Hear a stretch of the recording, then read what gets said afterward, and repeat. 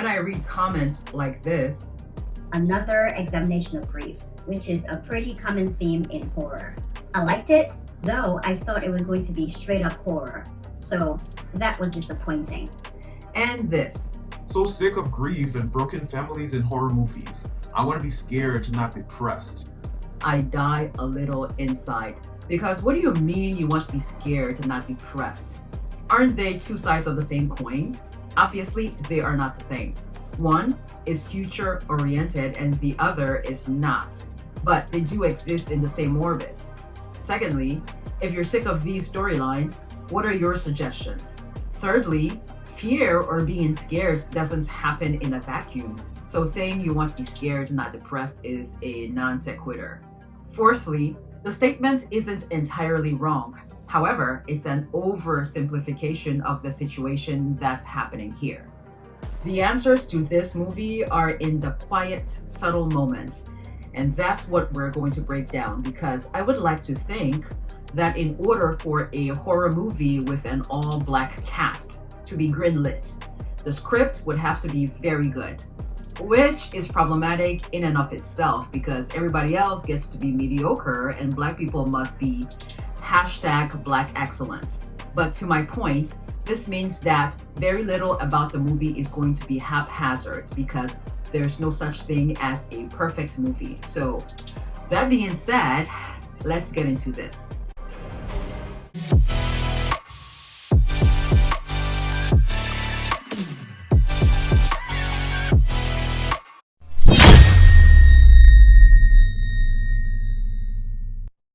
So, the movie starts out with our main character, Ramona, in bed rewatching a video of her and her husband, David, while looking downtrodden in bed. She gets up out of bed only when her eldest pulls the blinds apart, letting in sunlight and letting her know the power is out. That's our first metaphor. It's also literal. She hasn't been tending to the house or paying the bills because of her mental state, resulting in the power being turned off. But it also means her strength and will to survive is wearing thin, hence why she asks for strength as she gets out of bed and grabs her crutches and goes to check on her youngest. From that scene, I can safely assume David has left, though I don't know how initially. Has he taken off and left? Or has he passed away? As the movie progresses, we learn that her husband, David, did pass in a car accident from the cards and dried up condolences flowers sitting on the table, and the busted up car in the backyard, and from the mysterious lady in black who appears in their yard. The whole time I'm thinking this veiled lady is some type of witch, and she is a witch, but not in the way I was thinking. Next, there's a flashback to Ramona and David's last day together. They had gone out to dinner, and on their way back is when they got into a car accident.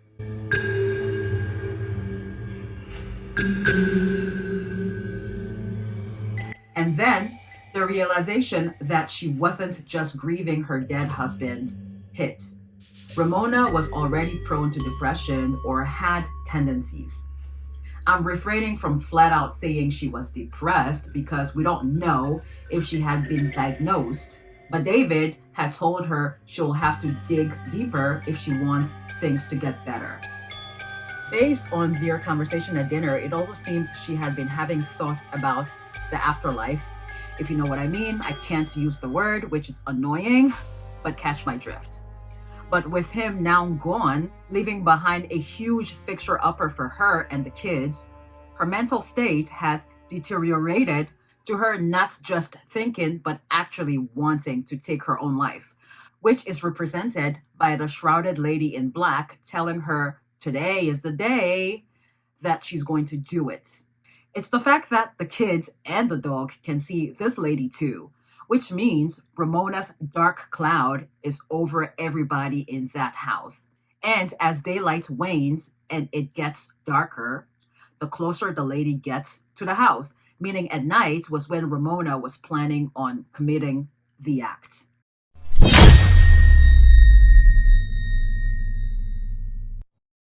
The obvious clues throughout of Ramona's mental state are of her getting impatient and angry with the kids for no reason. Annie writes the letter R backwards, which triggers Ramona. That backwards R was giving Red Room from The Shining, which is a giveaway that someone or some people were going to pass.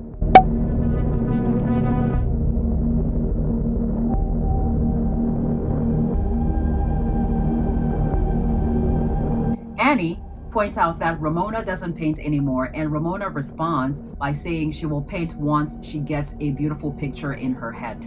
Typically, people who are depressed lose interest in things they once loved. But don't quote me on that. I am not a mental health professional. Also, Ramona doesn't explain to the kids who the lady is, or why she's there, or where she came from, or what she said to her. Who is this woman? She won't let her eldest drive to the neighbors and get help. How can a stranger be sitting on your property and you're refusing to go get help? And then Taylor, that's her eldest, goes out to the Jeep against her wishes, and then he sees the mysterious black lady's shadow approaching. And when he goes to strike, what do you know? It's his mother. So his mother and that lady are one in the same. Then a series of initially confusing things happen once the sun sets, which further revealed that she and the mysterious lady were one and the same. The quote-unquote "how did I get here" was basically Ramona asking herself how she let it get so bad to where she's considering ending her life and possibly her children's.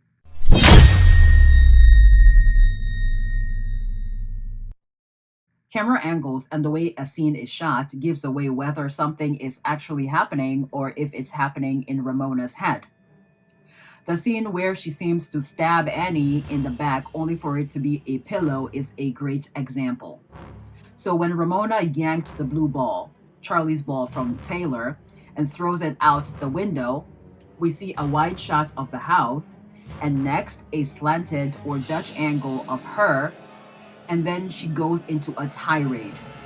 I interpret that as everything that happened from that point, her throwing the ball out to her stabbing the pillow, was in her head.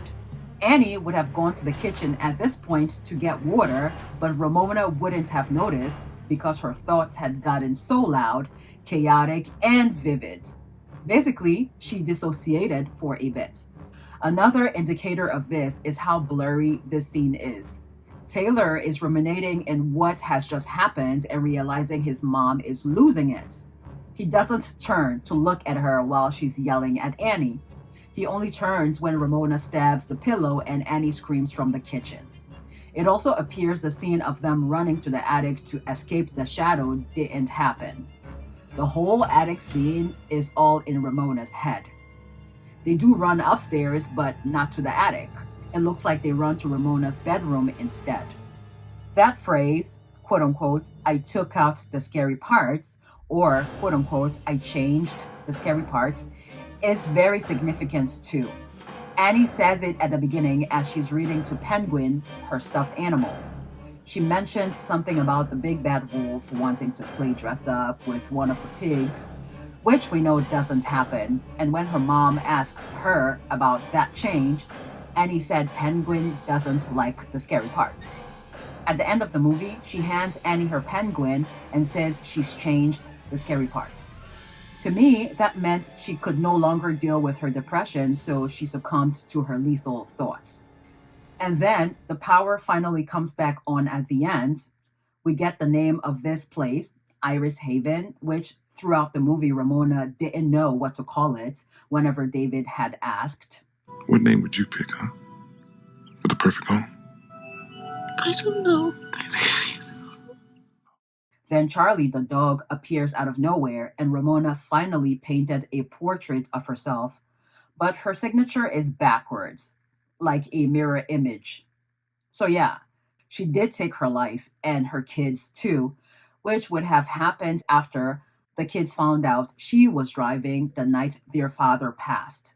My only question is, when did she actually take the kid's life? Because whenever it seemed like it happened, it was immediately disproved. But the giveaway, at least for Annie, is the penguin. She is never without her penguin throughout the movie. And so, the shot of the penguin on the floor as Ramona had that barrel to her throat tells me all I need to know. Based on the last conversation she had with David in the flashback, Ramona seemed to have been resentful of doing things for everybody else but herself.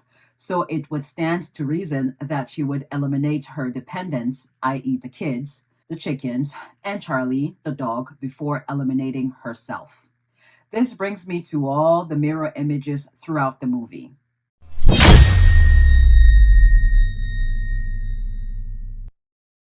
We get the one after she's yelled at Annie and is comforting her and she stabs her in the back.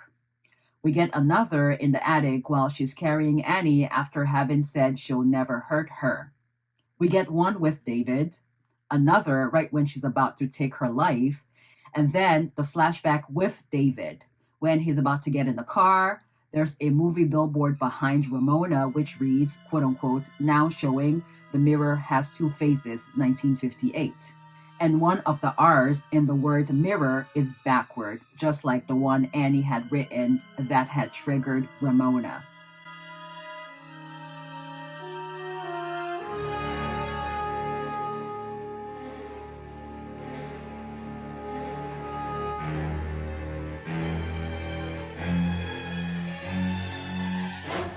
I have searched for The Mirror Has Two Faces, the 1958 version, to no avail. So I watched the 1996 version, which according to Wikipedia was loosely based on the 1958 one, just to see if there is a connection between it and the woman in the yard. First of all, I laughed all the way through.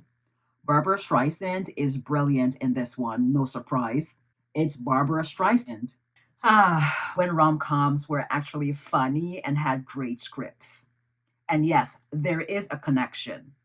And The Mirror Has Two Faces, which I would highly recommend watching if you've never seen it. Despite Barbara's character, Rose's lectures about romantic love being a myth, an illusion, she still wants it all. The passion, the chaos, the madness. And if that means she has to change up her appearance slightly by getting a makeover and losing some weight, then that's what she was going to do because beauty is currency, whether we like to admit it or not. In The Woman in the Yard, Ramona loves her kids and at one point may have wanted the quiet farm life, but she's not fulfilled. She is resentful and wants out. So, two things can be true at once. That's the complexity of human nature, of the brain. The fact that this was released ahead of Mental Health Awareness Month is simply brilliant as well. If you have seen the movie, let me know what you thought about it initially in the comment section.